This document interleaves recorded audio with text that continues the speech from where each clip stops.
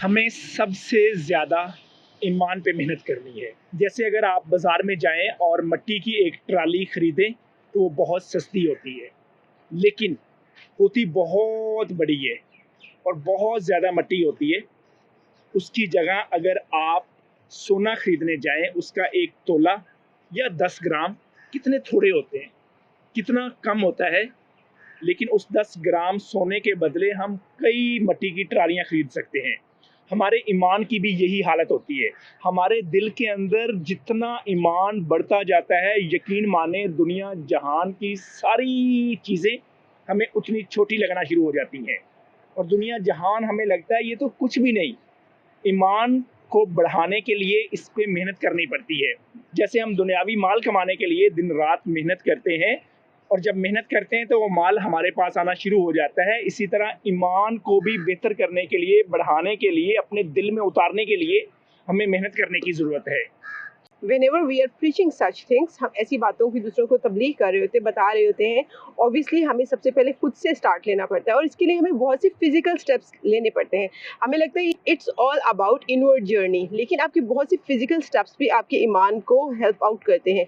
For example, अगर आप एक साफ सुथरे इंसान नहीं है, आपके घर में इतनी क्लीनिंगनेस नहीं है, आपकी वार्डरोब इतनी क्लीन नहीं है, आपका शू रैक इतना क्लीन नहीं, आपका वॉशरूम इतना क्लीन नहीं, ऑब्वियसली अगर आप उसके बाद ईमान का दावा करेंगे, ये चीज़ें आपस में एक दूसरे को सपोर्ट नहीं करती। Even scientifically it has been proven कि जितना आपके घर में सफाई होगी, जितना आपकी सराउंडिंग की स्पेसेस बेहतर और साफ सुथरी होंगी, उतनी आपकी सोचों में क्लैरिटी होगी, उतनी आपके दिल में क्लैरिटी होगी और उतना ही आप चीज़ों को बहुत अच्छे से पॉन्डर करके अपने अंदर उतार सकेंगे। लिहाजा whenever you talk about your inward journey, अपने इनवर्ड जर्नी को करने के लिए हमें बहुत से फिजिकल स्टेप्स लेने पड़ते हैं, जिसमें से सफाई एक वेरी वेरी इंपॉर्टेंट स्टेप है।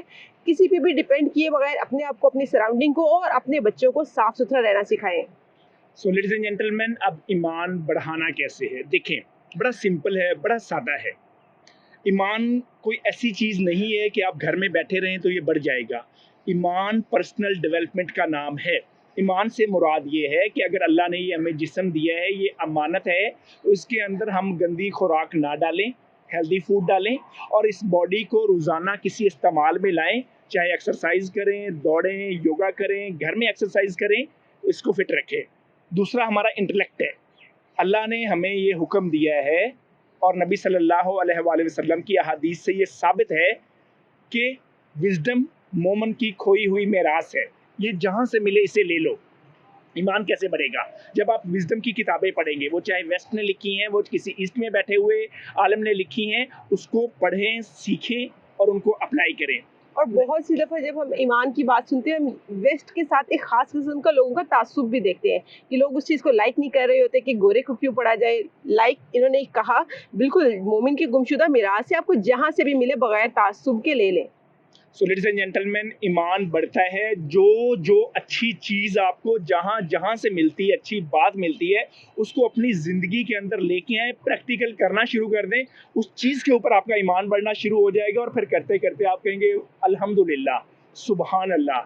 अल्लाह ताला का कितना करम है, अल्लाह ताला का कितना फ़ज़ल है कि अल्लाह ने मुझे सेहत दी है, अल्लाह ने मुझे इज़्ज़त दी है, अल्लाह ने मुझे रोज़ी दी है, अल्लाह ने मुझे अच्छी और नेक बीवी दी है या खावंद दिया है, अल्लाह ने मुझे बेहतरीन औलाद दी है।